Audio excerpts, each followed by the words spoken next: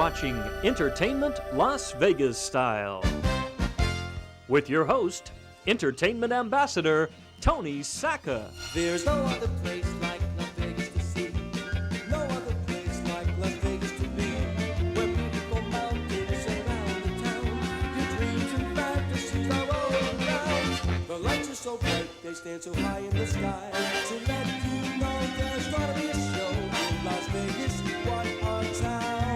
Entertainment Las Vegas Style features the hottest headliners, celebrities, and performers, and the most exciting production shows from the entertainment capital of the world. This is Entertainment Las Vegas Style. You know, we are now the fattest Americans. One of Philadelphia's favorite sons, 65% of us are fat. the 65%. stand-up We're guy, also officially comedian according to David the Brenner. We are now the fattest people in the world. The Samoans are making jokes about us. I showed this to you last time.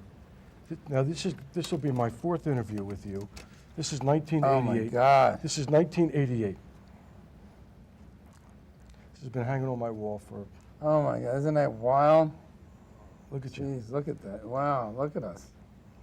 16 years ago. Lots happened in 16 years, David, Oh for you? man, my whole life. I think most people are that way. I think you have to have a life where when you look back 10 years, it's like avalanches and earthquakes and then beautiful sailing, and it's got to be full of adventure and full, that's what life is about. If it's the same thing for all those years, you're missing out on something. Even the turmoil is good. Well, you were on the road, got off the road, raised a family, went back on the road. Got married, got divorced. Yeah, nuts. And Yeah. you don't have the wrinkles to prove it. I don't know why. No, I know what it is. I'll tell you what it is. It's genetics and good vodka.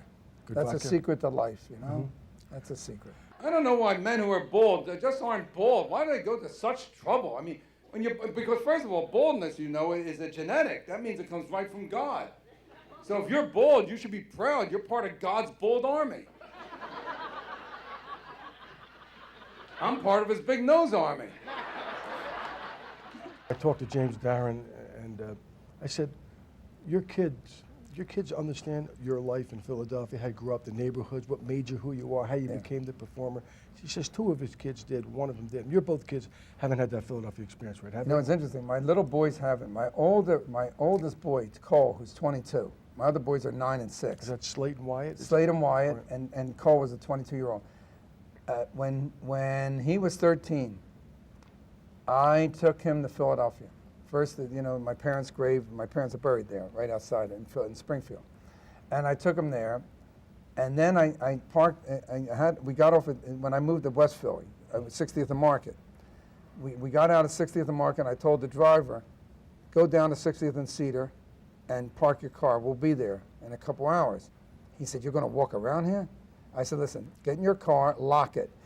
Keep the engine on. If there's trouble, drive away, I'll understand. I said, I'm from here. That's where I grew up. So I walked through the neighborhood and I showed Cole. I had a fight with Sammy Vasilades here. I broke his head open on that pavement there. Right on that curb, I broke his head open, And this is the pool room, right? And this is the pool room. And this is the supermarket. I first worked there when I was 8.5 years old. I worked in that place. And I'm showing them all the things. We played ball here, and we played this here, and we did that stick ball here. And I'm going through the whole neighborhood. Now we get in a car. We're going down to Center City. The tour's over. And we walked. All the houses I lived in, all the places. So Cole says to me, I said, what'd you think, Cole? He says, Dad, the places you lived in were so nasty. I said, yeah, they were nasty. He said, and the people look so mean. I said, well, most of them are pretty mean. They're pretty mean. And he doesn't say anything. And 5 minutes later, now we're in the car and we're driving. He says, can I ask you a personal question? I said, sure, whatever you want. He said, Dad, how did you get out of here? I said, that's a great question. I said, I don't have the answer to that. I said, but all I can tell you is I never went to bed at night without the last thought in my mind being, and I never woke up in the morning without the first thought in my mind being, how do I get out of here? That's all I ever thought about. And then one day, I turned around, Cole, and I was out. Did you ever see hunters? Oh, so dumb. Men, grown men, walking stealthily with these big guns through the woods, and they're covered from head to toe in camouflage. They really think that the animals can't see them. That would be like a moose comes in your house with a picture of a chair on it, you don't notice it. Being an entertainer and a performer myself, how do we get out of South Philly? But you know what? I go back all the time, and it just does something to me. I'm walking the down same 12th way. and I breathe. Yeah. I appreciate. You know what it is, I think, I know what it is. You don't realize that when you climb over the wall and get out and you run away from it, what you don't realize is the bag of values, of good things that you secretly took with you. Okay. The man that you are was groomed, nurtured in those streets. The person you've become. And what you've done with your life, whatever gave you the drive or the ambition or the talent, whatever it is, was from the streets. The thing you wanted to get away from the most, and there were some bad things you had to get away from, but there were certain good things that you wouldn't be what you are today were it not for the streets. You don't realize that until later on in life. You look back, like you say, I walk back there, oh, I can't wait to get a soft pretzel with mustard. I get the Pats, get my, cheesesteak, double meat, double cheese, the hoagie, take the bread out, put the oil in, all that stuff.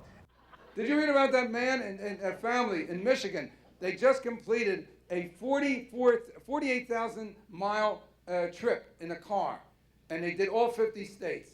And the husband finally admitted he was lost. More from David Brenner after this. There's no other place like Las Vegas to see. The Sahara's got awesome slots. 50 cents to win this 57 Chevy, plus cash, I'm in. Look at this beauty. What a classic. I'll be styling driving this baby. I'm a local and I love to play at the Sahara. When I heard about Penny Lane, I came right down. The Beatles stayed at the Sahara, and I'm playing Penny Lane. A 57 Chevy for 50 cents? Amazing. Everyone's talking about the Sahara. You're watching Entertainment Las Vegas Style. You remember the Yugo? Oh my God, it went from 0 to 60 in 4 days, the Yugo. I saw a Yugo one time, there were dead bugs on the back window. How does someone become a comic? It used to be you had to be funny. The guys on the corner, everybody had a guy on the corner who was Right, funny. right. Sometimes they could get on stage, sometimes they couldn't. Right. Everybody had the funny guy. But now, I think about 20 years ago, someone was doing a book that had, I think, 265 working comedians. That is, if you had made enough money for your food, for your rent, for your clothes, you were considered a working comedian. So it went from about like $10,000 a year up to those of us who were making millions at that time. And he found 265. I understand now, last I heard, there were 14,000 working comedians. How did so many people get so funny so fast? I think now it's like they're sitting in college. One guy says, I don't know what I'm going to do. What are you going to do? Well, I don't know. I'll be an accountant or a comedian. It's like a choice now. You know what I mean? I'll raise cows or I'll be a comedian. Well, how did this happen? It used to be that you either were going to be a comedian or you're going to be in trouble your whole life if you're funny. That was your choice, right?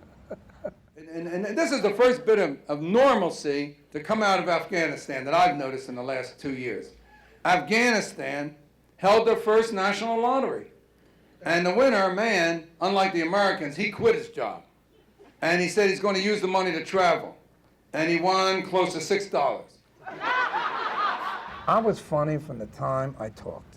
It's a genetic. My father was the funniest guy who ever walked this earth. Scream, whenever he was around, people were doubled up laughing. He's so fast, his mind. So I never considered it talent. Right. But my father would say there's something funny in everything. Like I remember one day, we were walking down the street and there was a guy, Mr. Conley, and Mr. Conley was fixing the tire on his old car. He always remembers the names, but anyway. Yeah, the guys, well, from the streets I remember, usually the nicknames, not. And he was fixing, he was a bull-headed guy, he was bent down there, and he was cursing because one of the nuts or bolts wouldn't come off the tire thing, And he's cursing. So my father said, there's something funny in everything. He says, look at Conley. What's funny? He says, nothing funny. I said, look how angry he is. He's banging tools on the pavement and in the street. I said, he's so angry. There's nothing funny about that. He says, nothing funny about it? He says, all right, now keep looking at it and tell me what you see that's funny. And I'm looking, I realized Conley's pants were down like a plumber.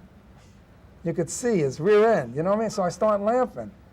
He said, there's something funny in everything. Right. And that's what you got to do. You have to do your whole life. No matter what happens, you got to find the humor in it. I believe I know where Ben Laden's hiding. I think he's driving a cab in the Bronx. Whenever I get in a cab with one of those guys, I'm like this. And then I try to fake him out. Ben? Now, I got to tell you, and I'm not saying it because I already have the job. I'm working at the Hilton now. When I first came here, and they took me upstairs, and they had a little room, and they said, David, you know, it was like a little nothing room. They said, we're going to make this into a dressing room for you. I said, oh, yeah, I know. The usual, they're going to put a hook in the wall, you know, to hang the coat on, you know? And I thought that's how they treat you nowadays. They treat performers pretty lousy. And they put in a bar, they put in furniture, they put in a big TV set. They love you here. The guys are from the East Coast. It's great. They're from Plymouth. They're from the East Coast. They love David Brenner. They like what you're adding to the hotel.